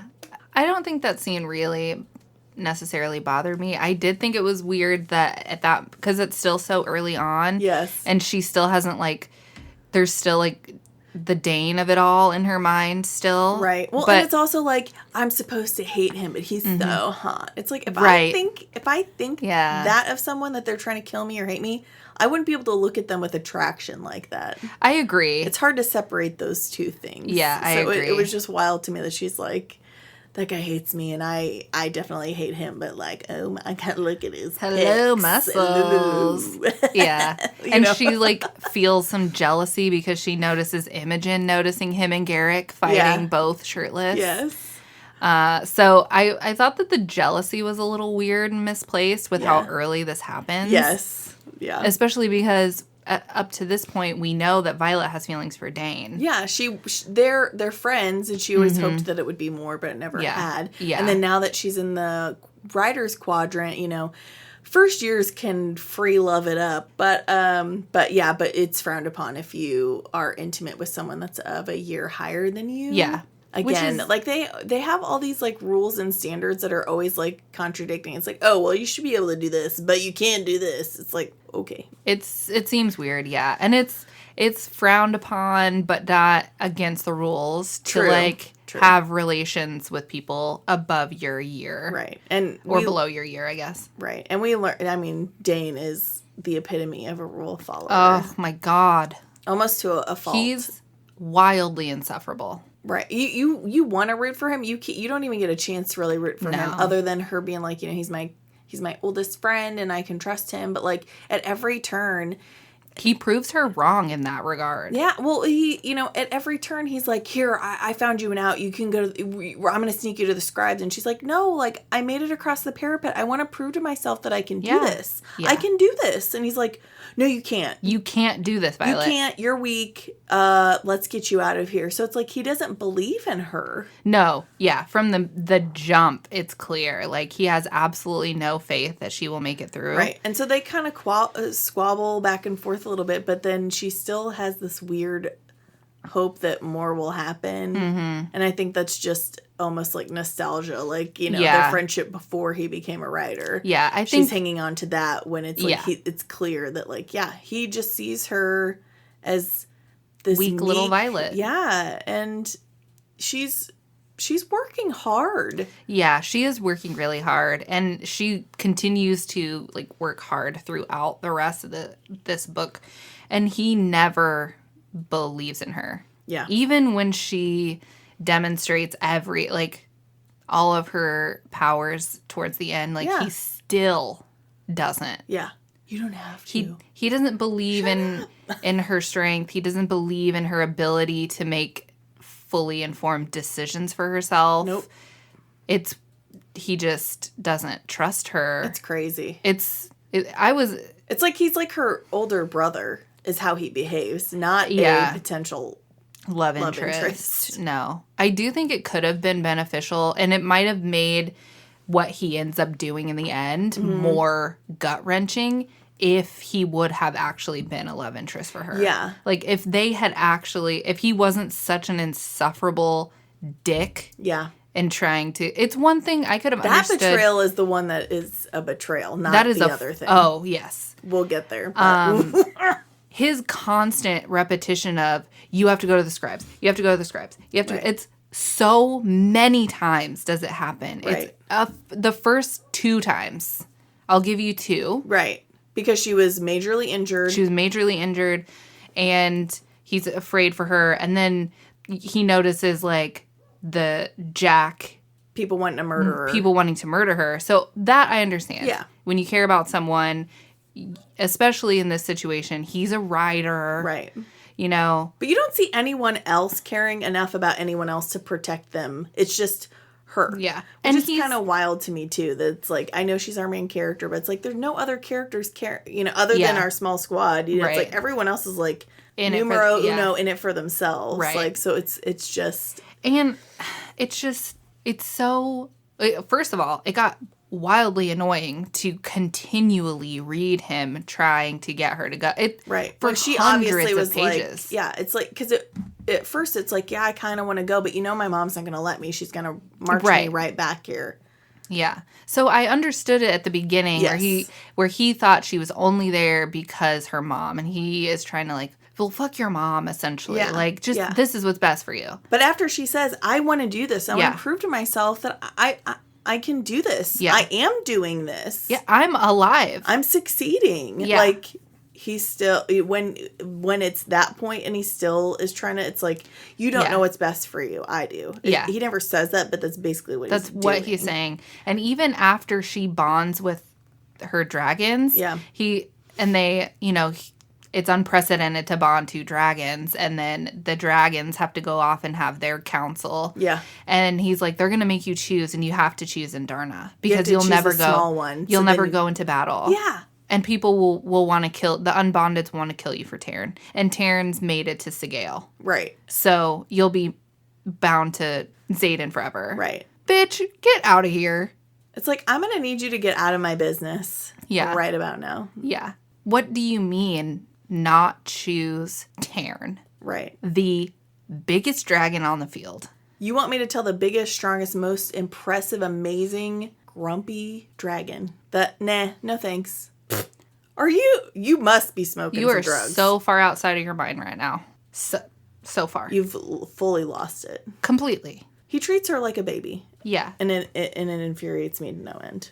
Yeah. And he tried to convince her to pick Indarna, and then follows up. Xaden's like, oh, really? Well, would you have stepped in? Yeah. at threshing, and Dane had to admit that he wouldn't. It's like, Right. oh, well.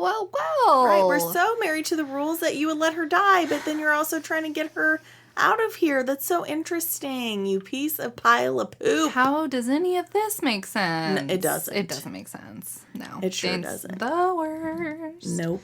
But I do think it would have been much more interesting if Dane would not have started off being the worst. Right. If he was secretly the worst. Right. If it and if things were starting to kind of bloom between them, and even if they have like the kiss and then the ooh. Right. You know, like, but they still remain close. But it's like, yeah, he's just being a jerk at every turn. Yeah. So it's like, yeah, he betrayed you. I think I understood, like, the kiss moment. Yes. And how, like, at first she was very excited. And then she realized this is not how this is supposed to feel. Yeah. I understood that. It made sense. But I still wish that maybe she thinks that that's just nerves, or I've been building this up in my head. Yeah. Maybe it's me. Yeah. And they try to have like a relationship. And then it doesn't work. And then it doesn't work out, or then, you know, because none of them have like monogamous relationships. Yeah. Because of the nature of the They're all like, what's Quadrant. the point? What's the point? We could die tomorrow, so I'm not, you know, going to be in a quote unquote relationship. Right. So maybe her and Dane are kind of like trying. Maybe he hasn't been such an asshole up to this point. We like Dane. Mm-hmm. We're rooting for Dane. Yeah. And then they have this kiss. Maybe they kiss a couple more times, and it's just like still not. And then she has like the private training with Xaden. Yeah. And it's like, even with no kiss, it's electric. Right. That would make it much more like, the tension would be a lot more enjoyable. Yeah. But I think she was like, let's cut the crap. We know she's not going to end up with Dane, so let's just make you not like him right off the start. Yeah. Or something, you know. Which is a letdown. Yeah, a little bit. Not that you want her to like be emotionally cheating on Dane or anything like that, but yeah, you wanted the if you're going to make it seem like you're going to do this love triangle thing that everybody else does. Yeah. Fully lean in or don't. Yeah, lean into it. But yeah, so yeah, we didn't really get any tension pertaining to that part of the story. But so I mean, we've already kind of said, you know, she bonds the two dragons. So before that, you know, they have to do this gauntlet thing, and it's basically another obstacle course. And it's basically supposed to, like, show that you could climb up a dragon without, you know, using tools and whatnot. Right. And, of course, they're all training and doing this, and some people die, and it's a bummer extreme, you know. It's like, can we not help each other? Like, how can we train and have a good army without just being like, whoops, they died. Right. You know? Right.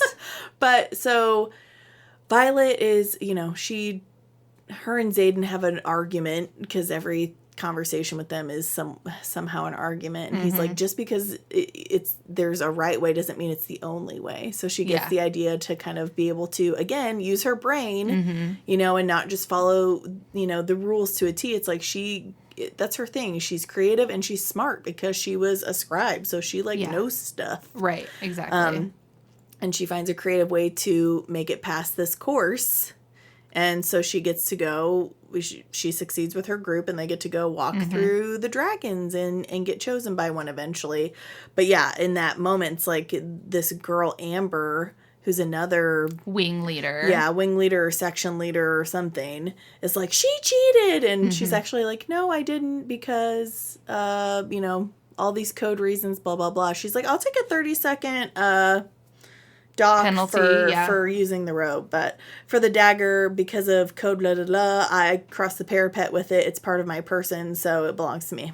Yeah. Doo-doo. And Amber, you know, and even Dane is kind of like, brr. Yeah, he's a little, because he's a rule follower, right? So he's she's finding the kind of loopholes and gray areas in the rules, which he just can't function with. He can't deal with it. No. No. But, Yeah. so she gets across, they walk through all the dragons, and they're all kind of, like, talking to each other and stuff, because the dragon, you know, they say talk to each other so the dragons can get a sense of who you are. Yeah, and this is presentation day. Yeah. Yeah, and there's people in their groups that, like, one is scorched because he's too indecisive, and then another one gets scorched because she's just too obnoxious. Yeah, yeah. And this is, at this point also, we have 2 green dragons that approach Violet Yeah. and start sniffing her. And I could not stop thinking about, like, when I get home from being at someone else's house who has dogs. Yeah. And April and Artie are sniffing me so hard, like, pushing their noses into me. Yes. I thought it was cute. I was like, yeah, "Aw." it was a cute scene. I was like, it makes me think of puppies. And they're doing it because Mira, her sister, had given her, which I thought this was cool, had given her basically like some Under Armour, like a corset that's made out of Mira's dragon scales. She had someone who had the power to like minimize things, turn them small, and then make a little piece of armor for her, which has saved her butt Yeah. several times at this point, you know, just by people like breaking the rules during, you know, sparring matches or whatever. But yeah, they can smell the dragon scales on her or whatever, which I was like, yeah, we need to. They said that someone was looking into doing that more. I'm like, yeah, you should get right on that because Hello. She didn't pull them off her dragon, obviously. They was like during shedding, but yeah, it was cute. They're like come up and they're like sniffing. She's like, oh, you smell my sister's dragon. Yep. Okay. Yeah. You're freaking me out though. Back up. Yeah. It's a cute scene. It is cute. But yeah, so that's presentation day. Yeah. And they have a class that like goes through all the dragons that are like willing to bond that year, and there's right. Yeah, I guess we sort of skipped to like they have like battle briefings. That's another one of their classes and all that jazz. But yeah, they have the class on the different dragons, so we know what's available. Yeah, and there are like red dragons are more temperamental, green dragons are like the more reasonable ones, brown dragons, and black dragons are really, really rare. And there's only one that's willing to bond this year. Yeah. But he hasn't, his writer died like 6 years ago. Yep. And has not been seen or willing to bond since. So he's like kind of, they're iffy on whether or not he will actually even show up. Right. And then there's like rumors that there's a feather tail, which is a rare kind of dragon that no one ever sees. They don't even know anything about them. Yep. Other than that they're small and but they don't know what kind of powers they have or anything like that. So So they have like cards for each specific dragon that's available this year. Yeah. And they have to like memorize them and kind of maybe make a decision on which one they might like to try and bond with at threshing. Yeah. Because I think Rhiannon knew that she was like drawn to Fierge before threshing even happened. I think, yeah, like when they walked through, I think she was like, yeah, I felt a pull to one of the green dragons, like, even then. Yeah. Because, like, yeah, when they proceed through, it's sort of like for the dragons to get a sense for them, but also them to see if they're pulled towards anyone either. Yeah. So then the following days, or day? Is it just the following day? Same day? It says October 1st is always threshing. And they do see Andarna, the gold. She's gold. They see her at presentation day. She's sitting there amongst them. Right. And some of them, like, you know, like Jack are like, you know, someone should kill her. You know, she's too small. Yeah. Or maybe it wasn't Jack. It was one of the other ones. The Tynan guy. Yeah. He's like friends with Jack. They might as well just kill that one. It's, you know, it's a danger to the wing. Right. It can't carry a rider. Get off this macho Sheesh. blah, blah, blah. Yeah. But yeah, I can't remember if it's like the same day or within a couple days after going through the processional. But then they're supposed to like see if they get a call to seek out. Basically, you know, you get a call and the dragons, like, you seek each other out. And that's how you know you've been chosen. Yeah, so you're just basically, all of the first years, they're just wandering around in the field. Yeah. And the dragons are also just there. And they're kind of all like, Yeah, after they've proceeded through them, like, in a line, then it's sort of like, okay, go roam about and see... see what happens. What happens. So Violet's, like, wandering around, and she's seen a couple of people, like, bond with their dragons, and the dragon then just flies off with them. And she's like, I'm not feeling anything. I don't have any pulls anywhere. Right. But then she sees, like, the little gold dragon out of the corner of her eye, like, floating around somewhere. And she's like, okay, well, wonder what that one's doing here. Yeah. But she overhears Jack and two others, Tynan and Oren. Which made me think of Oren from Parks and Rec. But... So they're, like, hunting the golden dragon. Yeah. They're like, we're going to kill this dragon because it's too small. Right. Just like they want to kill Violet. Same reasons. It's a danger to the wing. It's if it chooses someone that they can't possibly be useful. So might as well just put it out its misery. Which I'm like, do you think any other dragon's going to be like, oh, respect, you killed one of my fellow dragons? Like, yeah, that's what I thought. I was like, are you dumb? I felt like if those three had succeeded and managed to corner Andarna and kill her, I feel like Taryn and Sigale would have just torched the three of them where they stood immediately. Yeah. Because it said humans have no bearing on the ways of dragons. Right. Dragons make their own laws. So I don't think Taryn and Sigale would have felt anything but happiness at burning them. Oh, of course. So that is what I didn't understand. Yeah, I was like, that's the dumbest train of thought I've ever heard. But okay. Yeah, obviously it is a plot device. Right, to get Violet. So Violet follows them, and then, she's like, you are not good.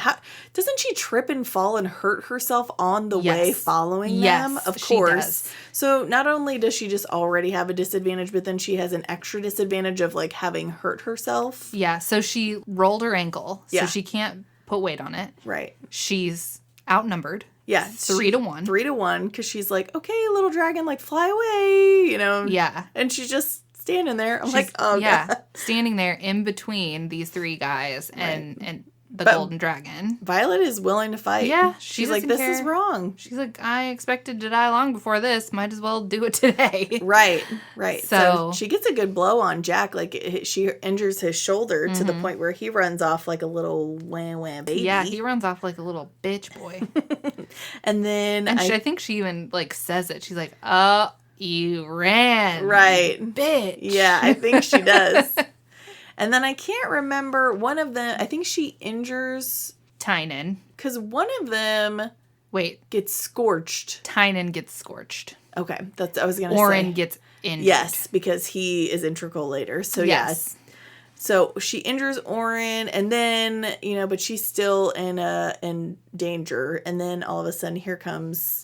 Tarn, the big black dragon, and he scorches the ever-loving heck out of Tynan. So, no more him. No more him. And what's interesting, so the upperclassmen are not allowed to get involved in anything that's happening during threshing. They can watch, but they can't do anything. They can't stop anyone from killing anyone or fighting each other or whatever. They can't step in, which, again, okay. So, all right. But, so before... any of the confrontation happens, and it's just Jack, Tynan, and Oren against Violet. Yeah. Xaden and Sigale show up on, like, the edge of the clearing, and they're like, he's like, I wouldn't do that if I were you. Mm-hmm. And Jack's like, you can't get involved. And he's like, I'm just saying. He's like, doesn't mean I can't narrate. I can narrate this.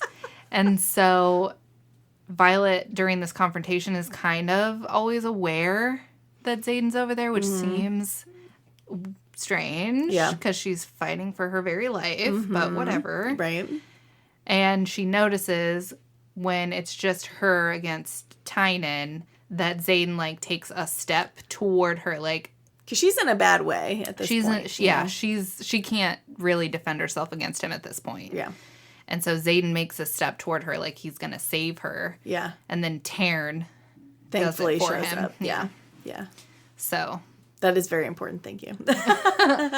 So now it's just, and then Xaden leaves. He's like, all right, Taryn's here. I'm out of here. Right. And it's just her and Taryn and Andarna, whose name she doesn't know yet, but. Right. And Taryn's like, all right, well, hop on. Yeah. She's like, what do you mean? You're choosing me? Huh? Excuse me? What?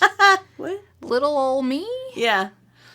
And he even like bows down a little bit to, and no, dragons do not do this for their riders, but like, he knows she's injured, and also, he respects that she was willing to fight a no winnable fight, to protect Andarna. And so, yeah. Yeah. And she's like, there's no way you want me. I'm too weak. And he's like, I know exactly who you are.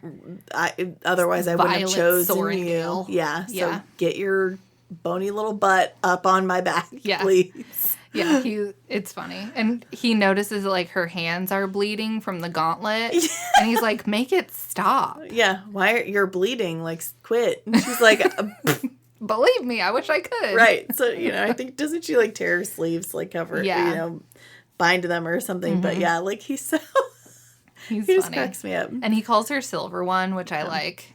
Yeah, so we didn't mention, but like, and I don't know how this works, but like the tips of her hair are silver, like the color is leached out of them because of her condition. I guess. That's what they say. Yeah, it has something to do with her condition, but I don't know how the tips of her hair are silver and not the roots. Yeah.